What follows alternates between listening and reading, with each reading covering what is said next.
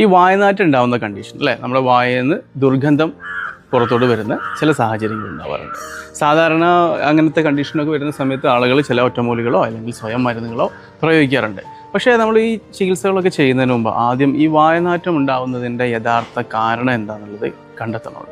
ഒരുപാട് കാരണങ്ങളുണ്ട് ഇതേപോലെ വായന്ന് ബാഡ് സ്മെല്ല് വരാൻ. അതിൽ ചില കാരണങ്ങളൊക്കെ നമുക്ക് പരിശോധിക്കാം.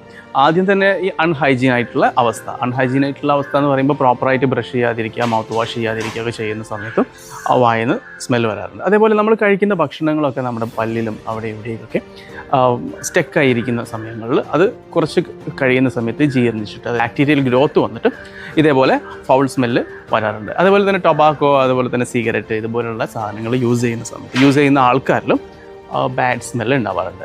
ഡ്രൈ മൗത്തുള്ള കണ്ടീഷനുകൾ. ഡ്രൈ മൗത്ത് എന്ന് പറയുന്ന സമയത്ത് ആവശ്യത്തിന് നമ്മളെ ഉമിനീര് ഉൽപ്പാദിപ്പിക്കാത്ത ഒരു സാഹചര്യങ്ങൾ ഉണ്ടാവുകയാണെങ്കിൽ അങ്ങനത്തെ സാഹചര്യങ്ങളിലും